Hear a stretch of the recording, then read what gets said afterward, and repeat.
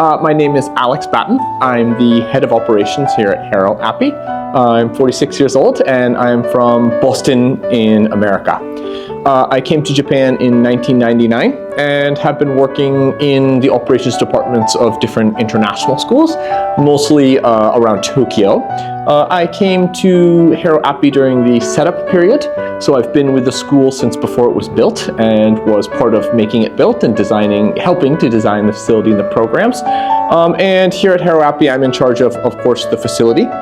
I'm in charge of compliance, I'm in charge of transportation and laundry and all the services. And one of the most important services at any school, especially a boarding school, is food. And I'm very happy to say that I manage the kitchen, that I manage the food, and that I do so through a constant process of trying to get feedback and improve and make sure that all the children have delicious, healthy, and interesting food on their plate 3 meals a day.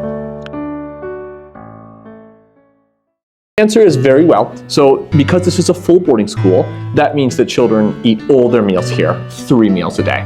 So we serve 3 meals a day here, and most importantly, we serve them buffet style. So that means all the entrees, all the salad, all the rice, and all the soup is all you can eat. So you can take a little of this, a lot of that. You can come up 2 times, 3 times, whatever you want.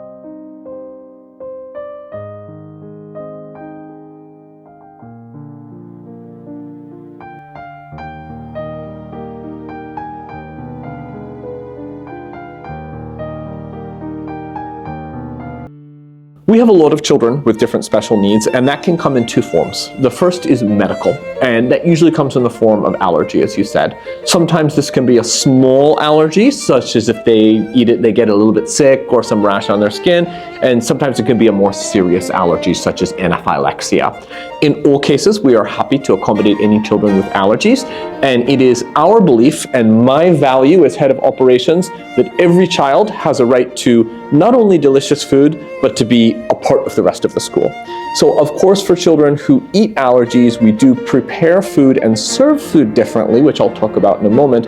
However, we serve it in the same location and they sit with the other kids, because just because they have special needs doesn't mean that they should be eating elsewhere. They're still eating with everybody, and we do our best to include them. For all the allergy foods, we have a special allergy chef who prepares all the allergy foods separately. We have a special allergy part of the kitchen, where the actual place in the kitchen, all the stove machines and everything, the knives, the spoons, everything is completely separate and never has any kind of mix. So the person, the equipment, the location is all separate.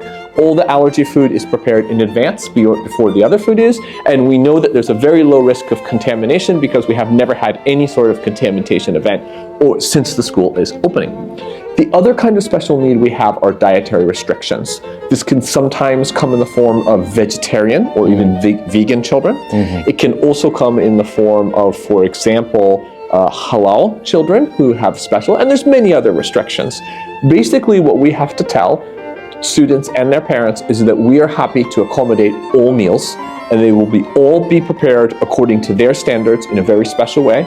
And we will always be careful with the same cross-contamination rules we use for allergies as with dietary restrictions. So if you're a vegetarian, the food and the equipment is never touching anything that has meat. If you're halal, where it's prepared, how it's prepared, it's never touching the other food. But in the same way, we're serving it from the same counter, in the same location, and the kids are sitting together, so that At an international school, every student is different. Some are Japanese, some are British, some are Chinese, some are from other places. And just like everyone is different, like somebody likes basketball or somebody likes football. And in that exact same way, some children are vegetarian, some children are allergic to shrimp or something like that, but we're all part of the same family. And through the food, we make sure that they are happy and healthy and part of the same family. Yeah. So when the school year starts, I want the children to like the food. So we do start with a lot of delicious meals. We do start with more pizza or maybe fried chicken or things like that, just to make sure the kids have a good feeling of the food. And then as the first month progresses, we start to control the menu so that there are days when there are fried foods out or junk foods or things like that. So they have a little bit of that, but they're balanced by days when we don't have those things or other menu items on those same days. So that's how we control it through the menu and the food that's in the kitchen. The separate part of that is education.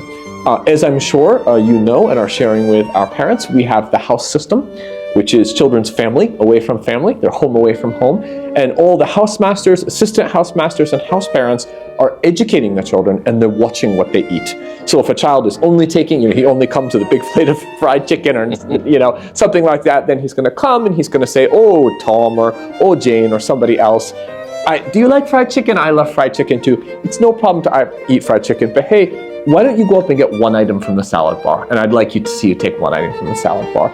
And we'll start by encouraging them to do one item or one bite or a little bit.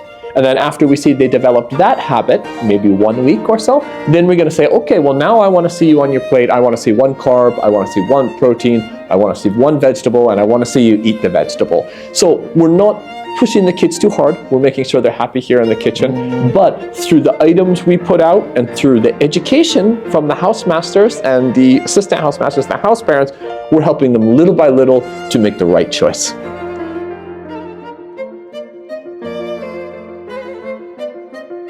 So this is actually, so we employ a full-time dietitian. This is a woman who looks after the nutritional needs of all the children, and she helps design the entire menu and to look at things. And her suggestion came because she noticed that, you ask children to go up, get something from the salad bar, maybe they like it, maybe they don't, maybe their favorite vegetable or favorite food is not up there today, so there's things. So she started to suggest that we start to put vegetables chopped up very finely into other things. So if we're serving a curry, if we're serving a chicken, if we're serving a soup, then we're taking vegetables and we're looking at ones that are very nutritious, like broccoli or like spinach, and we're chopping them up and we're mixing them in with the food so that in addition to helping the kids to make right choices, even when they're focusing on the proteins or the soups or things like that, there's a big vegetable content. Besides that, I'm really, really excited to share that our school shares a strong value of pursuing local food. Local food has the benefit of raising awareness about where these kids live, about what is available in the community, and it also is more healthy because it's not coming on a truck, it's not coming on an airplane, it's not coming from Tokyo or Osaka or overseas, it's coming from the farm right over there. And it's very exciting for us to be able to link up with the local community in a way that is not only best for the local community, but best for the children and their bodies. So as a result, right now, 40% of all the food ingredients come from Iwate Prefecture, the prefecture we're in. And that can include all the beef, all the salmon, all the fruits and vegetables, and a variety of other ingredients. We are committed here in the kitchen to reaching 60% by the end of next year.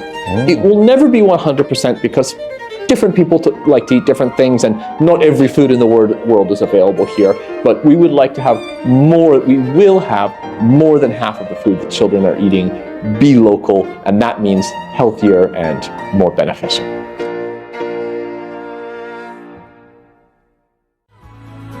So our school is developing in phases.